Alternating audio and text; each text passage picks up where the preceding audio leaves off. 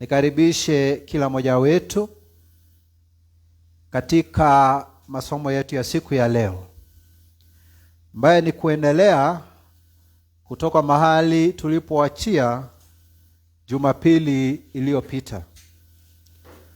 Tumekuwa tukijifunza kupitia kwa kitabu ama waraka kwa Waebrania. Tulipoanzia sura ya kwanza mstari wa kwanza, tumekuja tukifululiza mpaka Jumapili tukaweza kutamatisha sura yake ya 7.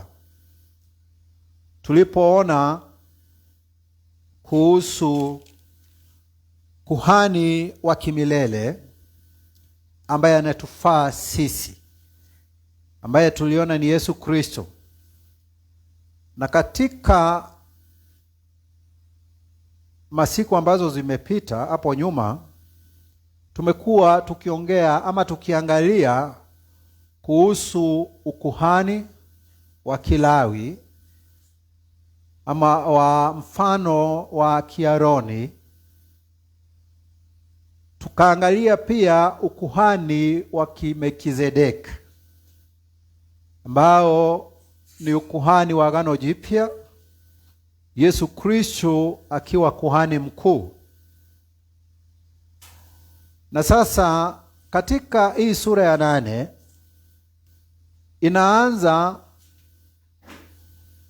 kwa kutuonyesha ama kutueleza ufupi ama summary ya hayo mambo yote tumekuwa tukiangalia kuhusu ukuhani wa Agano la Kale, ukuhani wa Kimelkizedeki, makuhani na makuhani wakuu.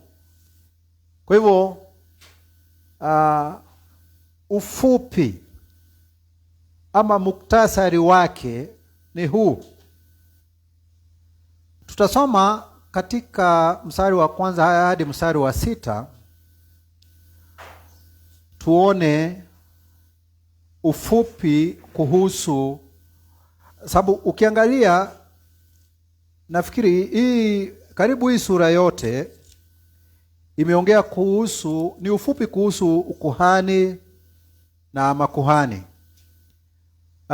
Mstari wa kwanza hadi mstari wa 6 inaongea kuhusu kuhani wetu mkuu Yesu Kristo, na kuanzia mstari wa 7 hadi mstari wa 13 inaongea kuhusu Agano Jipya.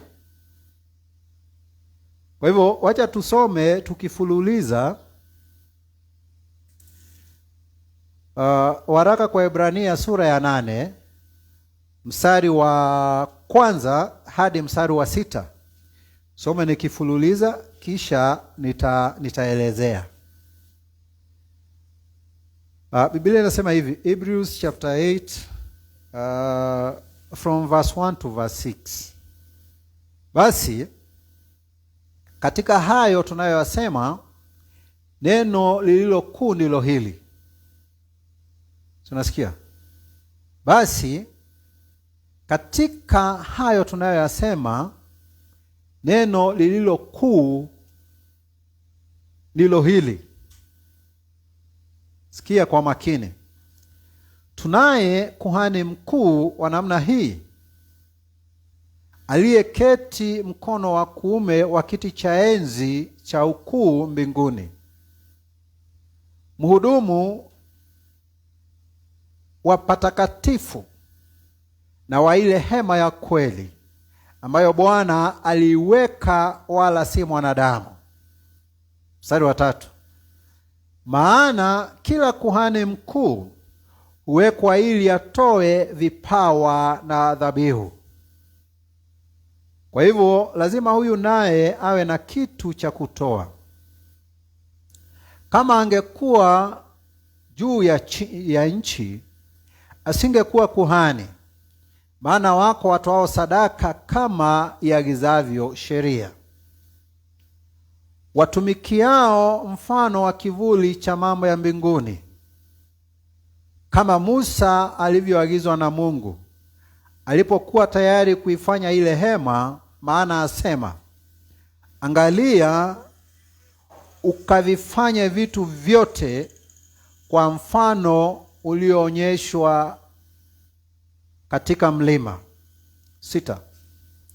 Lakini sasa amepata huduma iliyo bora zaidi, kwa kadri alivyo mjumbe wa agano lililo bora, lililoamriwa juu ya ahadi zilizo bora. Bwana Yesu asifiwe. Unaona, tumeelezewa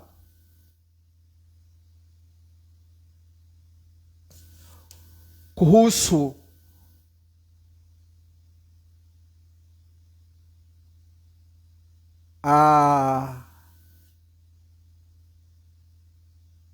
summary ama hoja kuu. Wacha niseme hivyo. Hoja kuu ama kusudi kubwa ya mambo yote ambayo tumesoma kuhusu ukuhani wa Kilawi, kwani wa kabila la Kilawi, mfano wa Aroni, ukuhani wa Melchizedek, ukuhani katika Agano la Kale, na tumeona pia ukuhani katika Agano Jipya. Kusudi ya hayo mambo yote ni katika hii sura ya 8. Ama yote, mambo yote ambayo tumeongea kwa hayo masiku ambayo tumeongea yalikuwa yanalenga hapa, tuweze kujua ya kwamba, na nafikiri hata tumesoma tukaona, Yesu Kristo kuhani wetu mkuu anahudumu, sio hapa ulimwenguni, lakini mbinguni. Lakini wacha tusome, tuendelee tukiona. Sura ya mstari wa kwanza inatuambia sasa, ama basi. Hilo neno wakati utaliona ni neno la conclusion ama tamatisho. Basi kumaanisha linakuja kama kufupisha ama kumalizia maneno mengi ambayo yamesemwa huko mbeleni. Kwa hivyo hoja ama jambo ambalo tunafaa tulishike na tulishike kabisa ni ya kwamba tuna kuhani mkuu ambaye, sikia, amekaa upande wa kuume wa kiti cha enzi chake Mungu mbinguni. Kwa hivyo hatuongei huyu kuhani wetu Yesu Kristo sio kuhani ambaye anafanya kazi yake hapa duniani, sio ukuhani wa hapa duniani. Yesu Kristo hahudumu katika madhabahu ya hapa duniani, mbinguni. Kwa hivyo jinsi nilivyosema ya kwamba Jumapili tunatayarishwa na neno la Mungu kupokea ama kuwa na mpito wa kuingia katika Agano Jipya. Na mojawapo ya tofauti ya ukuhani ama makuhani wa Agano la Kale na huyu kuhani wetu Yesu Kristo, kuhani wa Agano Jipya, mithili ama mfano wa Melchizedek, ni ya kwamba madhabahu yanayonenwa sio ya hapa duniani. Jambo la kwanza hilo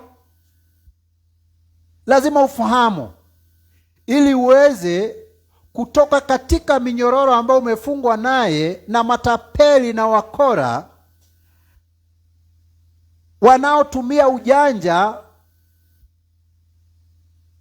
kukukwamisha katika Agano la Kale ili waweze kujifaidisha wenyewe.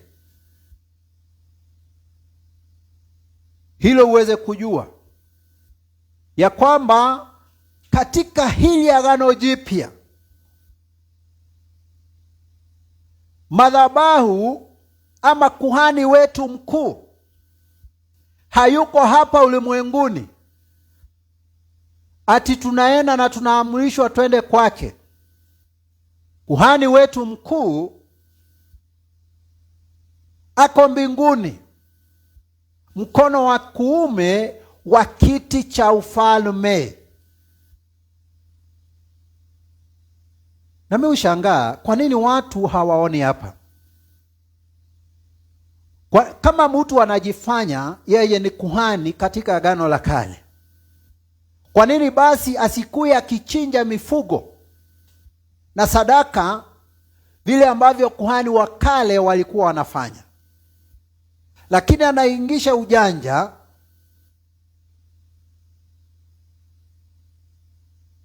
hizo dhabihu za wanyama na nini zilikuwa zinatolewa, zimebadilishwa kuwa pesa.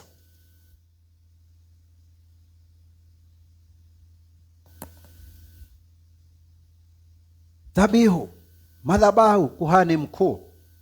Na neno la Mungu hapa linatuelezea vizuri ya kwamba tunaongea kuhusu ukuhani wa kimbinguni,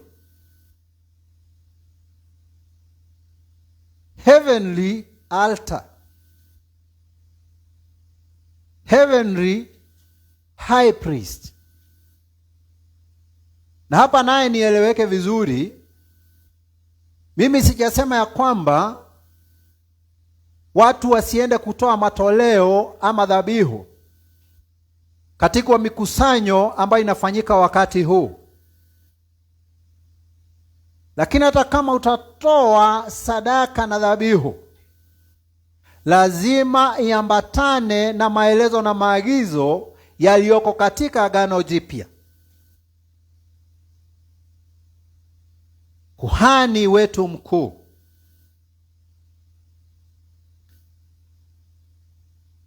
amekaa mbinguni katika mkono wa kuume wa kiti cha enzi ama utukufu ama ukuu.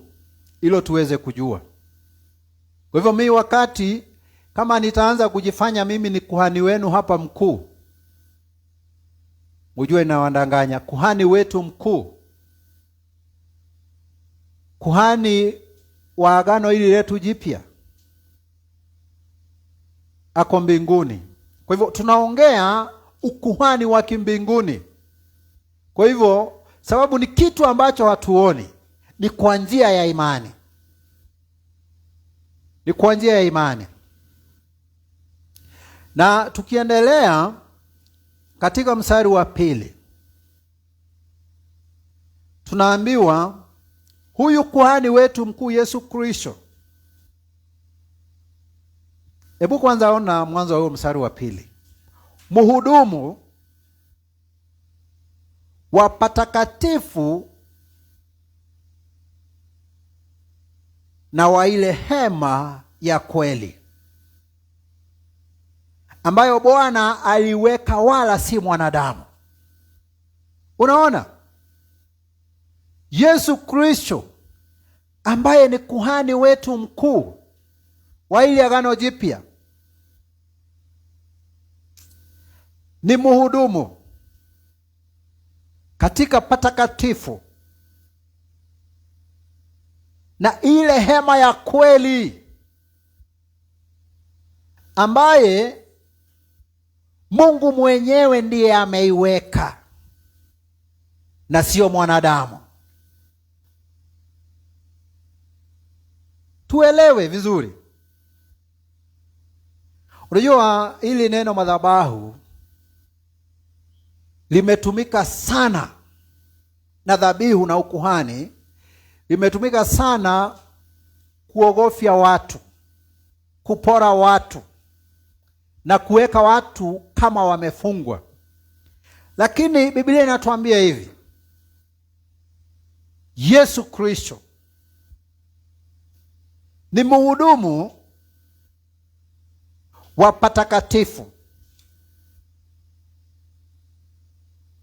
na ile hema ya ukweli ambaye Mungu aliweka yeye mwenyewe, wala sio mwanadamu.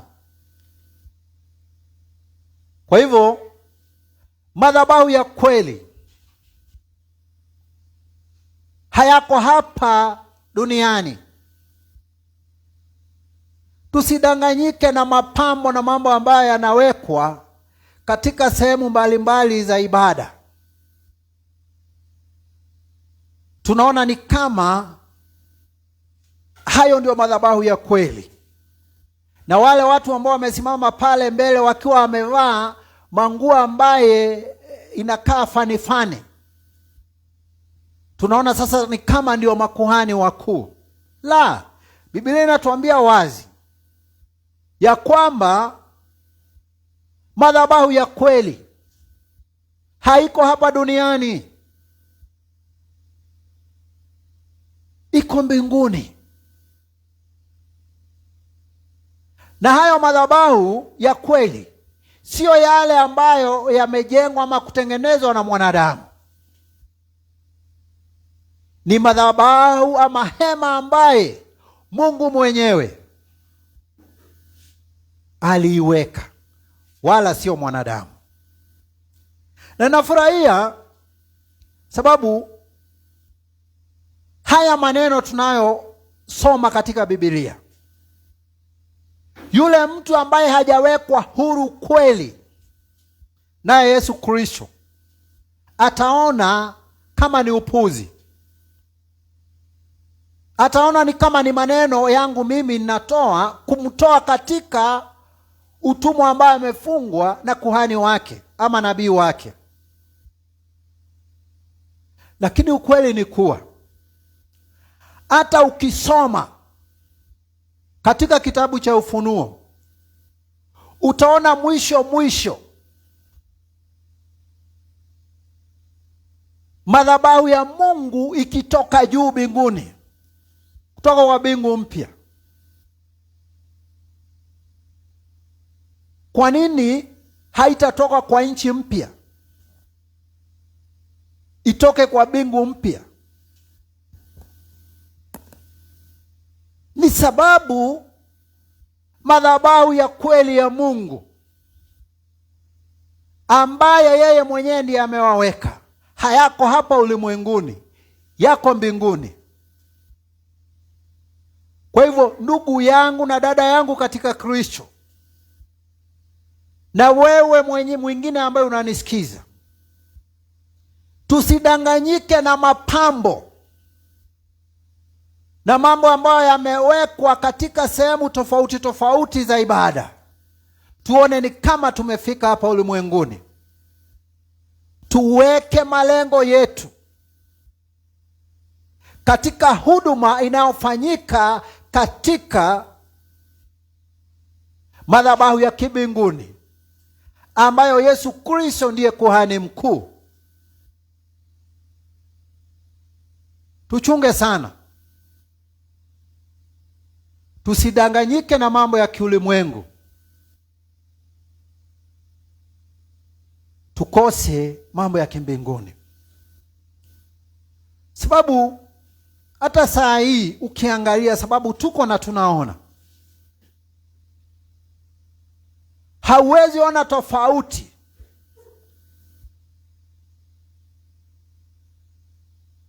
ya mijengo ya makanisa siku hizi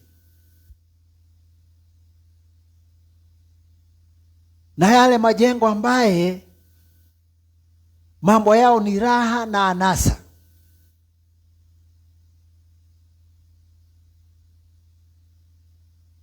Hata mambo ambayo yanafanyika pale, sasa ni ngumu sana kutofautisha kati ya mziki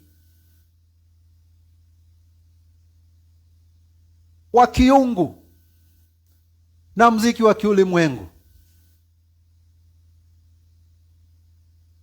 Sababu kanisa kwa njia kuu limeanza kuiga mambo ya kiulimwengu.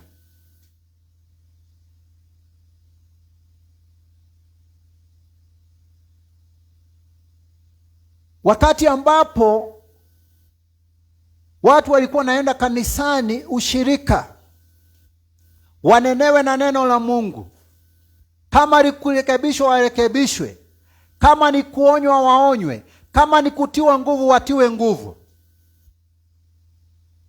Huo wakati, nyakati hizi umekuwa muadimu sana.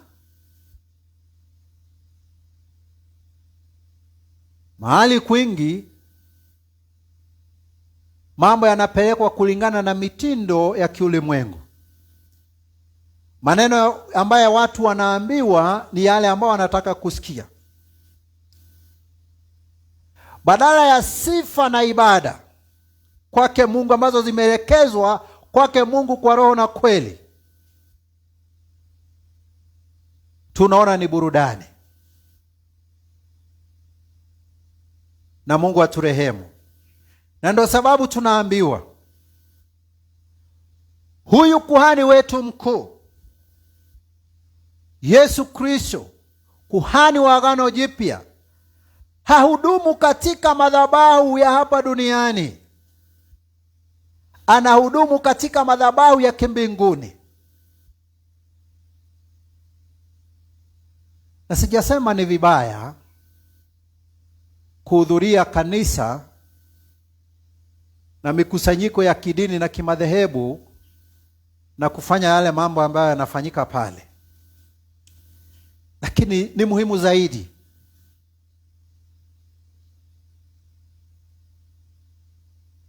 kufahamu kuhusu madhabahu, kuhusu hema takatifu ya kimbinguni ambaye Mungu yeye mwenyewe ameiweka.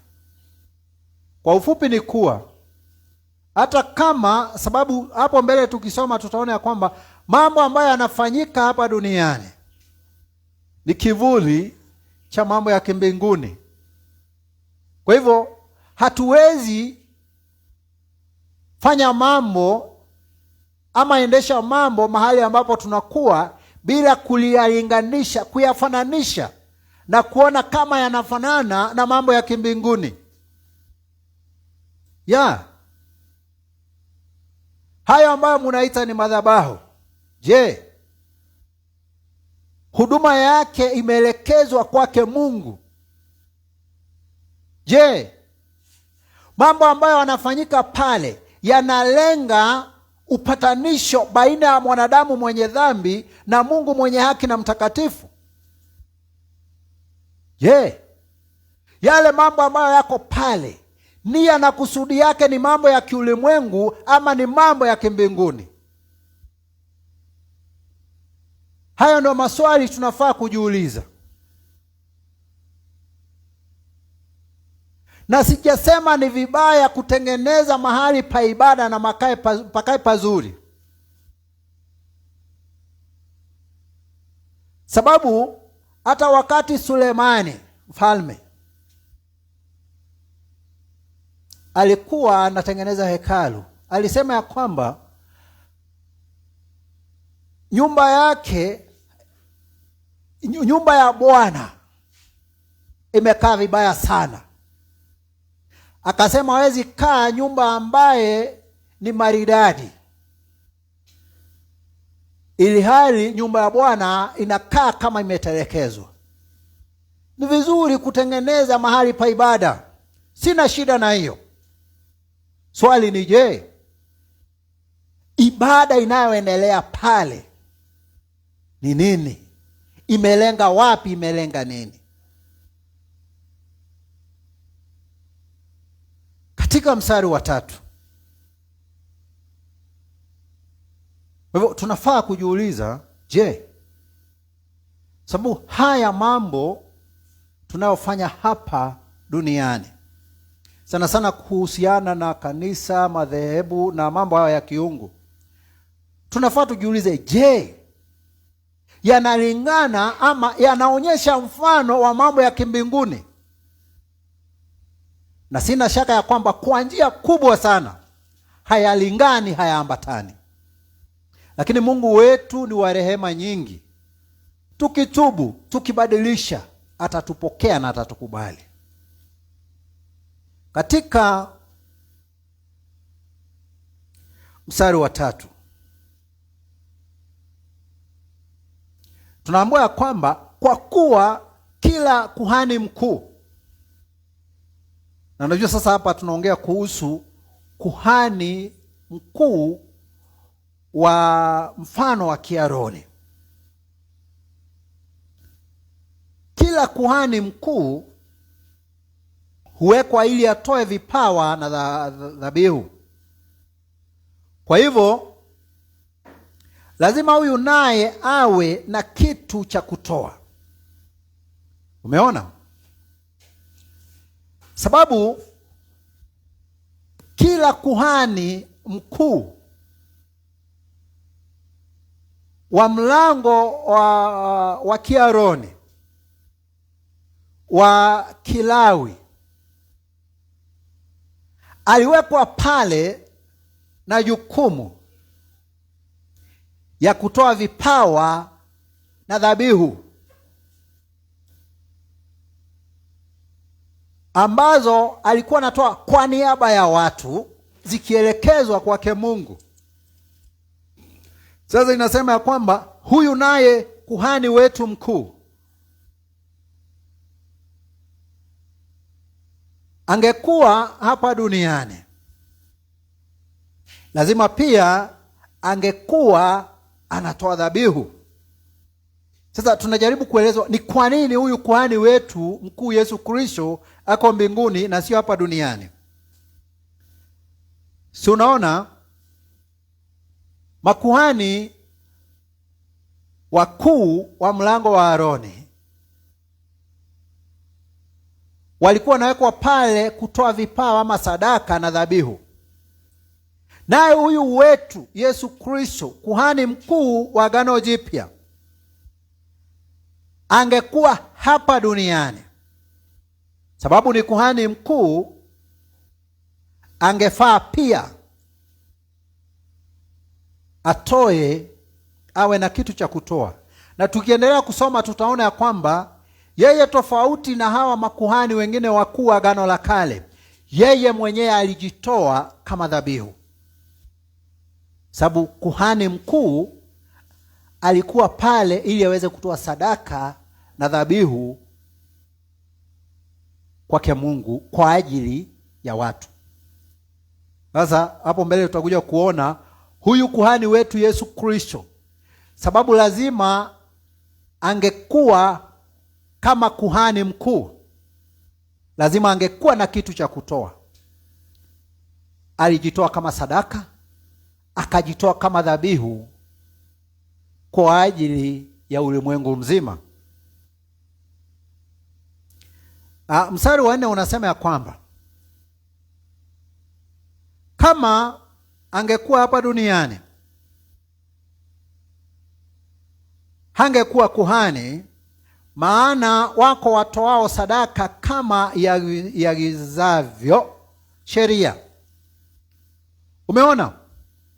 Na ningetaka hapa tuweze kuelewa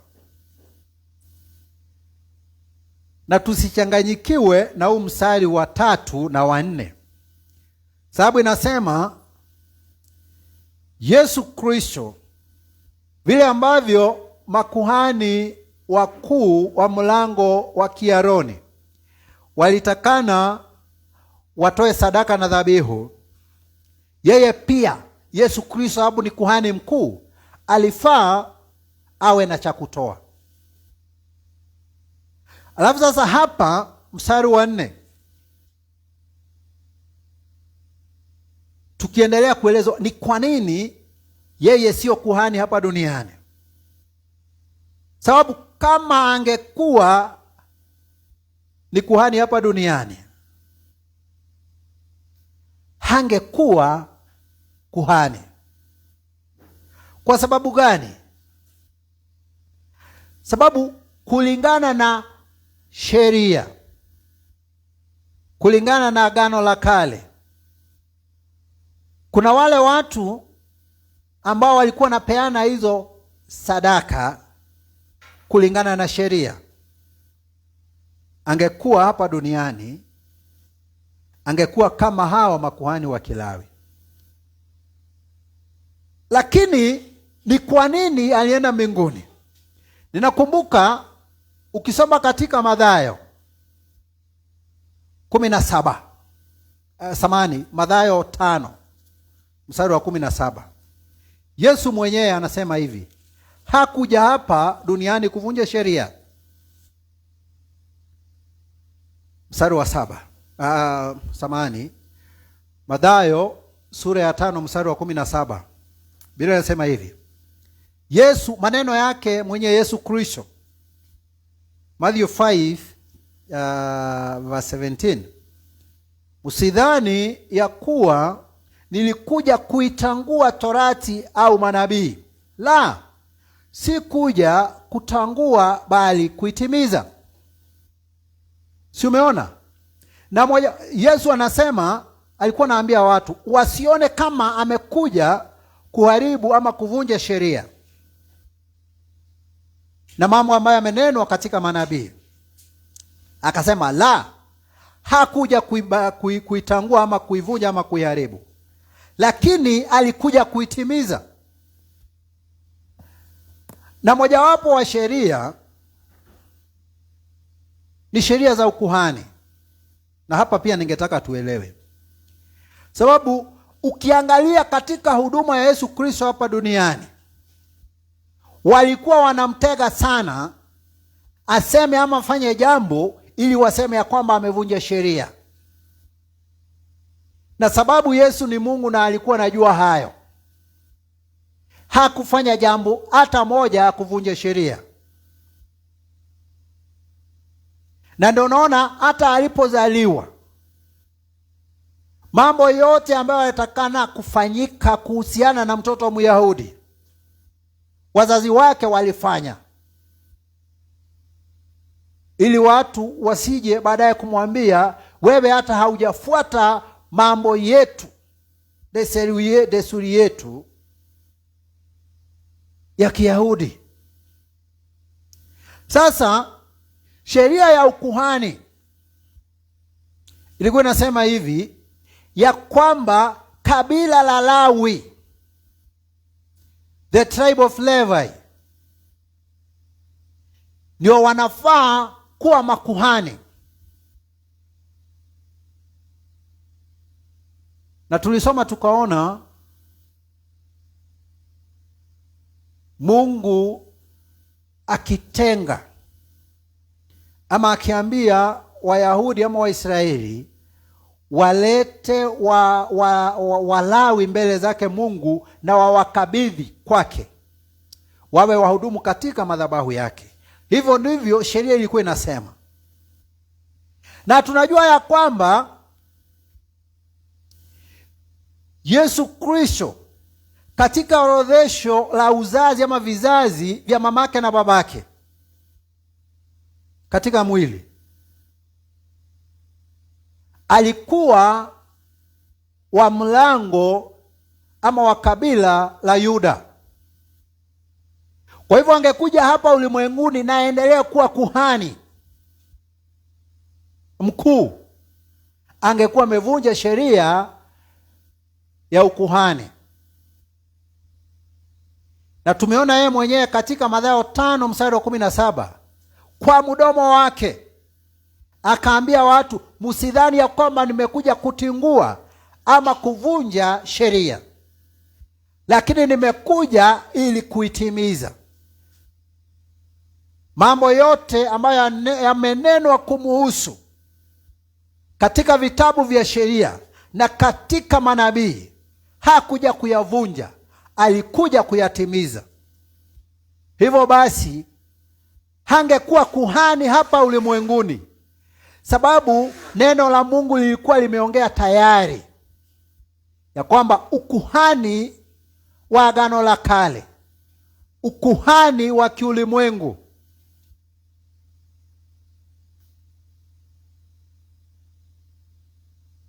ukuhani wa kiulimwengu.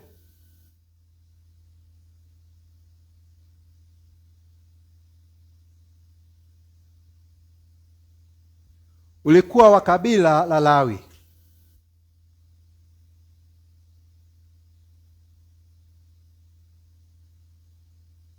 Kwa hivyo hangekuwa kuhani hapa ulimwenguni. Ndiposa yeye ni kuhani mbinguni. Madhabahu yake yako mbinguni, sababu hakuja kuvunja sheria.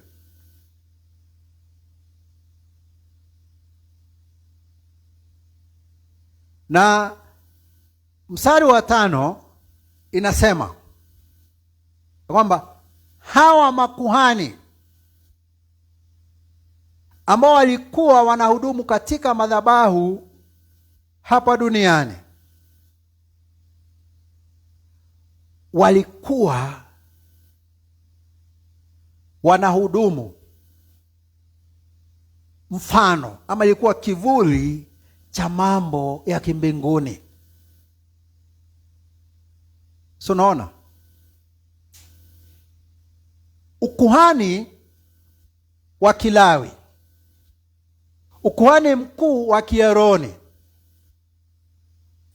wale ambao walikuwa na hudumu, ilikuwa ni mfano, ilikuwa ni kivuli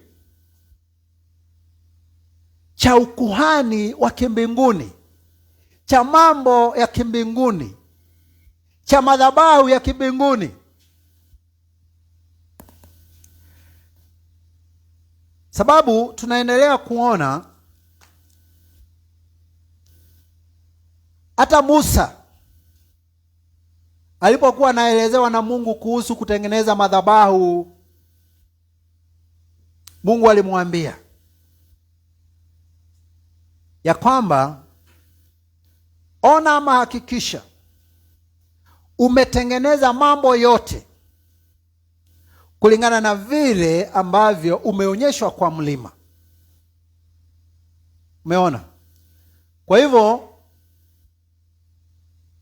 Mungu akielezea Musa kuhusu venye madhabahu itatengenezwa, kuhusu venye hema ya makutano itatengenezwa, kuhusu manguo na mavazi ya ukuhani, kuhusu vyombo ambavyo vilikuwa vinatumika katika ukuhani, aliambiwa hakikisha kwamba ametengeneza kulingana na vile Mungu alimuonyesha juu ya mlima. Na ni vizuri tusome katika Kutoka 25:25 mstari wa 40. Exodus 25 verse 40. Mungu anaambia Musa hivi: nawe angalia ya kwamba uvifanye kama mfano wake ulioonyeshwa mlimani. Na pia ukisoma katika Wakolosai, Colossians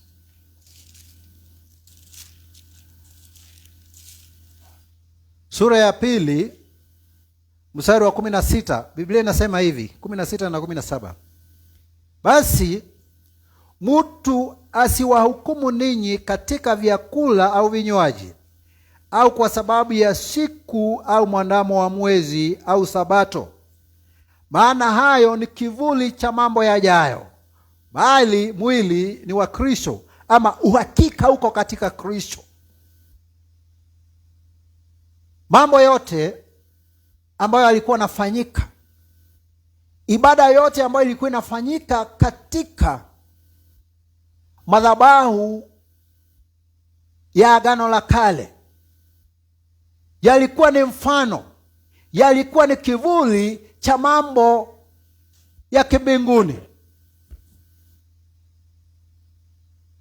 Hilo hatufai kulikosa, ya kwamba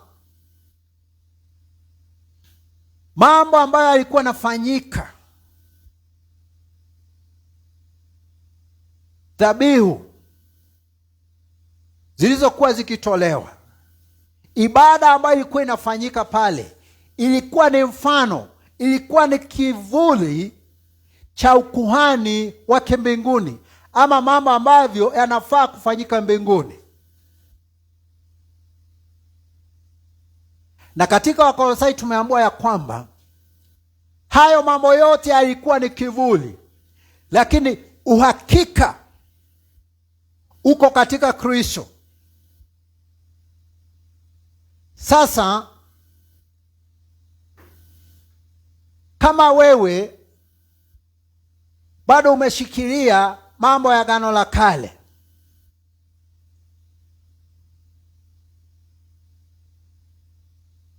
uhakika uko katika Kristo. Na nisema ya kwamba, nitoa mfano hapa.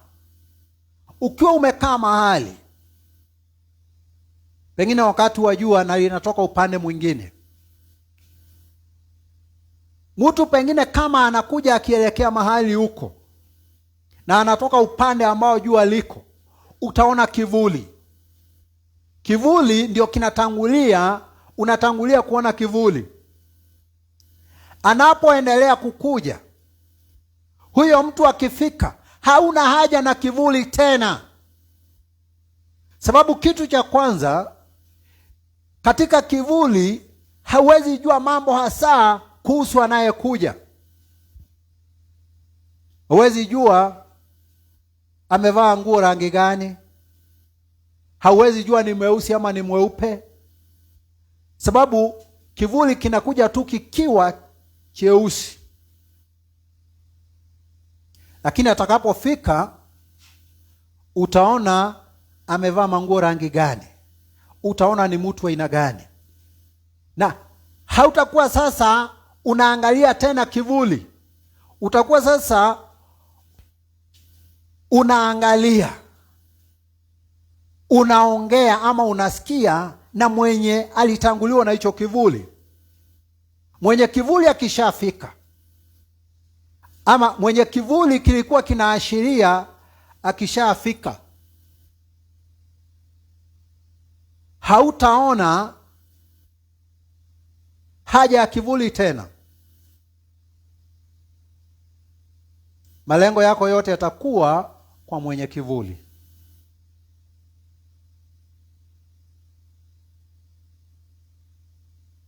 Sasa swali ambalo tunafaa kujiuliza, je, kama tunajaribu kufanya mambo yetu kulingana na Agano la Kale, je, tuko katika Kristo? Sababu Yesu hakuja kutimiza mambo ambayo yalifanyika kama mfano wa Agano la Kale katika madhabahu na sherehe na vitu zingine, ili bado tuendelee katika hayo mambo. Ameshafika, alishafika. Sasa tuko katika Agano Jipya ambalo madhabahu yake hayako hapa duniani, yako mbinguni. Kwa hivyo sadaka zetu zote, ibada zetu zote, shughuli zetu zote kuhusiana na kuhudumia Mungu zinafaa kulenga kwake Mungu, zinafaa kulenga mbinguni. Mambo yote ambayo tunafanya katika makanisa, katika dini, katika dhehebu, katika mambo yote ambayo yanahusanishwa na Mungu, malengo yake yanafaa kuwa ya mbinguni. Bwana asifiwe. Biblia inaendelea kusema ya kwamba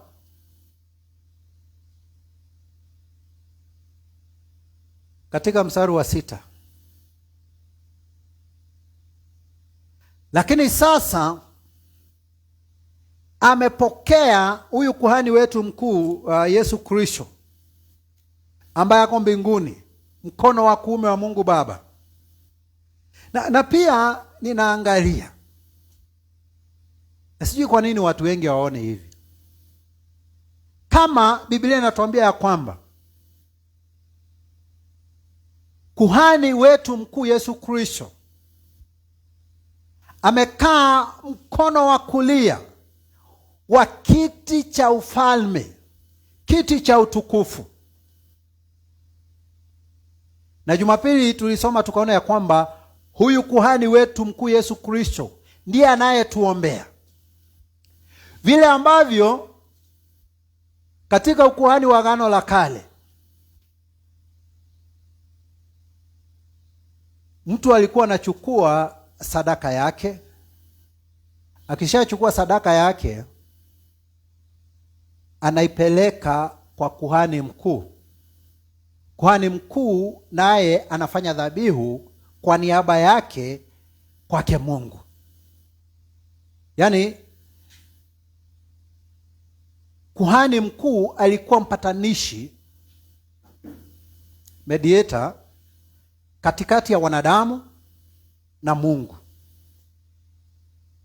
Sasa tunaambiwa ya kwamba kuhani wetu mkuu ako mbinguni, hapa kwa hapa na Mungu. Sasa utakujaje ama itakuwaje umefungwa na macho na mifano ingine ya madhabahu hapa chini? Na tumeambiwa ya kwamba kuhani wetu mkuu Yesu Kristo ako mbinguni akihudumu vile ambavyo makuhani wa Agano la Kale walivyokuwa wakihudumu hapa chini ulimwenguni. Hivyo ndivyo anavyohudumu mbinguni.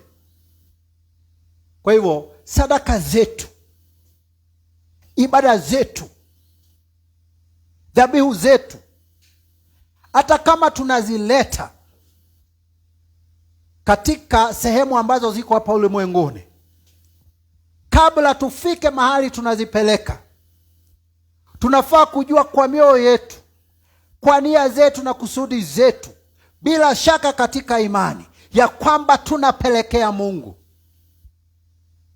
tunapelekea Yesu Kristo. Sasa swali ambalo tunafaa kujiuliza, sababu ukisoma hata katika Agano la Kale, wakati Musa alikuwa anaelezwa kuhusu kutengeneza nguo za ukuhani, kuna hiki kilemba cha kuhani, na hapa mbele kilikuwa kimewekwa crown, na hicho crown kilikuwa kimeandikwa utukufu kwa Mungu, holiness unto the Lord. Na ukisoma kusudi ya hicho crown ni ya kwamba watu wakileta dhabihu ziweze kukubalika mbele zake Mungu. Sasa kumaanisha mtu anaweza leta dhabihu ikubalike hapa duniani na ikose kukubalika mbele zake Mungu. Kama katika Agano la Kale ambalo tumeona mambo yaliyokuwa yakifanyika pale ni kivuli cha mambo yanavyofanyika mbinguni. Kama katika Agano la Kale alikuwa ameweka hicho crown kwa kilemba, ili kuhani akipokea sadaka na matoleo, sababu mwanadamu ni mwanadamu, hauwezi jua kama kila kitu ambacho kinaletwa kimepatikana kwa njia gani. Lakini sababu ni mwenye haki, Mungu ni mwenye haki na mtakatifu, na hawezi kubali kitu ambacho ni najisi mbele zake. Ndio sababu kuhani alikuwa anavaa hicho crown, ili iwapo kuna kitu ambacho kimeletwa na ni akikubaliki mbele zake Mungu na kuhani hafahamu, kiweze kutakasika na kukubalika mbele zake Mungu. Hata katika ukuhani huu mpya wa Agano Jipya.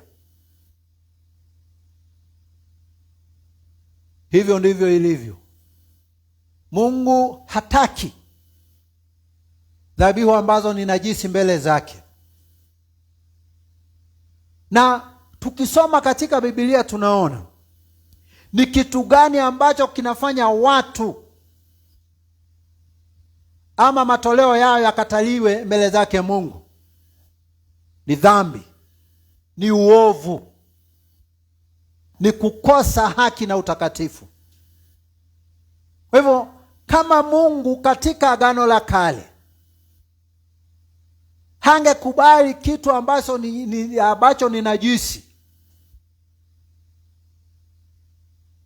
hangekubali sadaka ama matoleo ambayo ni najisi, nani anakuambia ati wakati huu atakubali?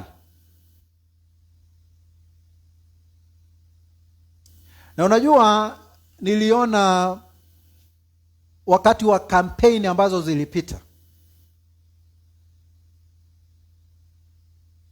wakati wanasiasa walikuwa wanalaumiana ya kwamba wewe unaenda kwa kanisa, unatoa pesa za ufisadi, sijui za wizi, unatoa kama sadaka, haufai kutoa, ni mbaya. Na wachungaji nao wanalaumiwa. Nilishangaa, ingawa sio kushangaa, sababu najua kuna kondoo wengi ambao wamejivalisha, kuna mbwa mwitu wengi ambao wamevaa ngozi ya kondoo, wanajifanya ni wahudumu, lakini pale wako kwa sababu ya kipato ama faida zao wenyewe. Anasema ya kwamba wataendelea kupokea hiyo michango ambaye inadaiwa imepatikana kwa njia ya wizi na ufisadi, na wakiziombea na zitakubalika. Kutumia neno la Mungu kwa njia ambayo haifai. Hicho crown hakikuwekwa pale kupea watu ruhusa ya kuleta vitu ambavyo ni najisi mbele za Mungu, na haikuwekwa pale ili wahudumu wapokee vitu ambavyo wanajua ni najisi mbele yake Mungu. Iliwekwa pale kuonyesha ama kusisitiza ama kuonyesha seriousness ya Mungu kuhusu matoleo ambayo yanatolewa yakiambatanishwa naye, ya kwamba yeye ni mwenye haki na mtakatifu kweli, kiasi cha kwamba hawezi kubali, hawezi pokea matoleo ambaye ni najisi mbele zake. Na pia tukirudi katika kitabu cha Mwanzo, wakati Kaini na Abeli nduguye walipeleka sadaka zao mbele zake Mungu, unajua ya Abeli ilikubalika sababu yeye alikuwa mfugaji na alileta mfugo.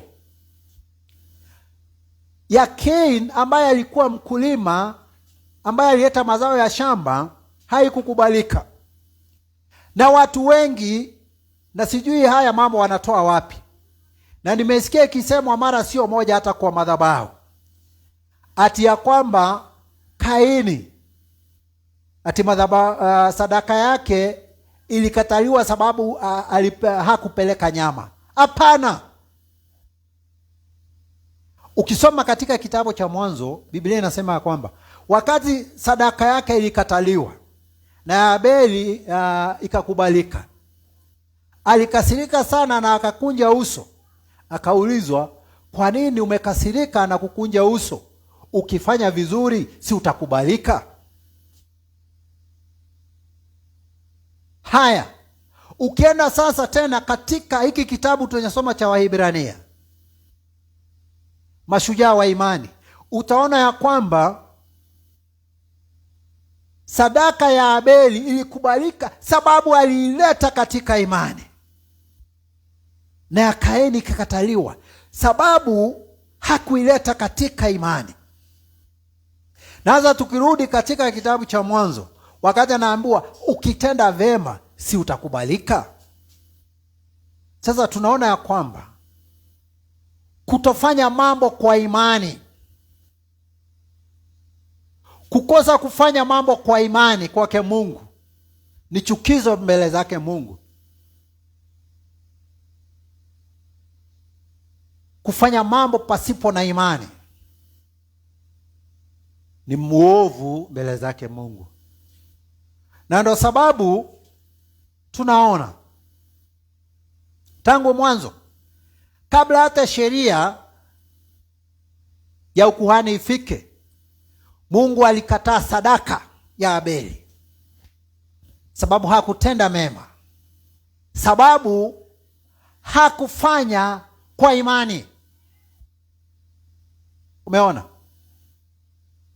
Kwa hivyo nisisitize na nihimizi, unaweza leta sadaka hapa ama dhabihu ama matoleo ama mahali ambapo unaenda kanisani kushiriki, ikubalike na mwenye unapea, lakini ikose kukubalika mbele zake Mungu, sababu kwa kutoifanya kwa imani.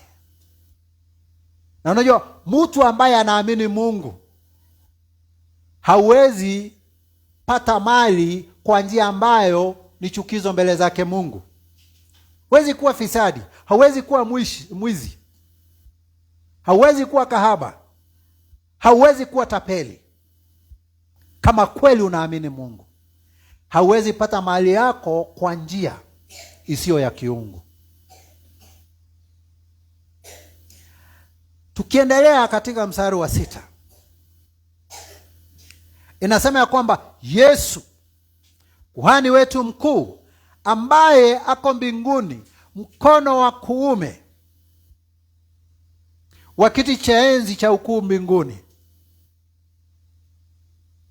Ukiimagine, hata usiende mbali, hapa kwetu Kenya, State House, kiti ambacho rais anakalia, wale watu ambao wanakaa hapa kando yake wako na ushawishi kiasi gani?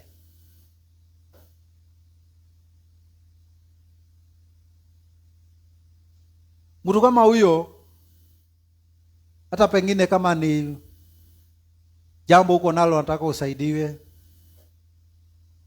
akichukua tu hoja yako na ipeleke pale, mradi tu apeleke pale, mambo imeisha, shughuli yako imeshughulikiwa. Sasa hivi ndivyo, chukua hiyo picha uweke sasa kiungu ama kimbinguni. Sasa na tunaongea kuhusu Mungu ambaye hakuna linalomshinda. Ni lipi litamshinda? Tunaona kwamba yeye Yesu Kristo amepata huduma iliyo bora zaidi, kwa kadri alivyo mjumbe wa agano lililo bora, lililoamriwa juu ya ahadi zilizo bora. Unaona? Yesu Kristo. Kwanza Biblia ya Kizungu inasema vizuri, but now he has obtained a more excellent ministry, by how much also he is a mediator of a better covenant, which was established upon better promises. Unaona? Mediator. Mediator ni mpatanishi, mtu ambaye, na tuliwahi shuhudia kwa mfano hapa nchini kwetu, baada ya uchaguzi wa 2007 kulikuwa na machafuko ambayo yalitokea sababu uchaguzi haukukubalika na upinzani, na kukakuwa na hasara kiwango kikubwa sana, vifo, uharibifu, vitu kama hizo. Ikabidi mtu ambaye alikuwa anaitwa Kofi Annan aje, sababu wale ambao walitangazwa kama washindi walikuwa wameshikilia sisi ni washindi. Wale ambao hawakutangazwa kama washindi walishikilia kwamba tumeshinda na tumeibiwa. Na upande huu na upande huu ukasimama kidete, na hali ikaendelea kuwa mbaya mpaka sasa ikabidi nchi zingine, mashirika ya kibara na kiulimwengu ikabidi waingilie, na wakatuma mtu ambaye alikuwa anaitwa Kofi Annan kama mpatanishi baina ya upande huu na upande huu, na ndio kukatokea serikali ya muungano, kukakuwa na kupatanishwa na nchi karudi sawa na mambo ikaendelea. Sasa hapa Yesu Kristo ni mpatanishi kati ya Agano la Kale na ili Agano Jipya. Ndio naona Biblia inasema ya kwamba amepata huduma iliyo bora zaidi.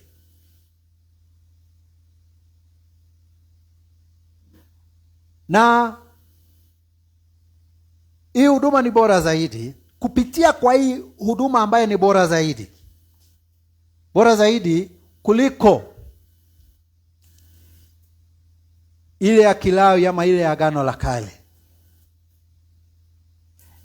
Imemfanya kuwa mpatanishi wa agano lililo bora zaidi kuliko lile la Agano la Kale, ambalo hili Agano Jipya. Na unajua mtu anaweza jiuliza, sasa huyu Yesu ni mpatanishi aje kati ya Agano la Kale na Agano Jipya? Ukisoma Biblia utaona ya kwamba maandiko ya Agano la Kale yaliongea kwa njia kubwa, ama yalitabiri kwa njia kubwa kuhusu kuja kwa Yesu Kristo. Naye Yesu Kristo alikuja katika Agano Jipya. Na ndio hata Biblia imegawanywa pande mbili, Old na New Testament. Agano la Kale lililoongea kuhusu kuja kwa Yesu Kristo, na Agano Jipya ambalo linaongea kuhusu kuja kwa Yesu Kristo. Alikuja katika Agano Jipya, akahudumu katika Agano Jipya, akarudi katika Agano Jipya, na atarudi tena katika ile Agano Jipya. Limeongea kuhusu hayo mambo. Ndio sasa Yesu, sababu Agano la Kale lilikuwa linaongea kuhusu kuja kwa Yesu Kristo, na Agano Jipya linaongea kuhusu Yesu Kristo ambaye amekuja. Kwa hivyo Yesu Kristo anakuwa mpatanishi. Na nasema transition. Yesu Kristo ndio transition ama mpito wa Agano la Kale na Agano Jipya. Na Mungu akitusaidia tuweze kuelewa hivyo, hatutafungwa na hawa watu ambao kwa njia ya ukora na ujanja wanachukua mambo ya Agano la Kale ambayo yanawafaidi, na wanakuja wanaipindua, wanaipaka mafuta. Tunaishi kuwa watumwa wa watu. Sasa ombi langu ni ya kwamba tuweze kujua Agano la Kale lilikuwa kivuli cha Agano Jipya ambalo limetimizwa kupitia kwake Yesu Kristo. Tukishajua hivyo, tutakuwa na uhuru. Tutakuwa na uhuru. Hautakuwa mfungwa au sijui leta dhabihu ya nini, sijui kuvunja madhabahu, sijui nini. Mungu amesema.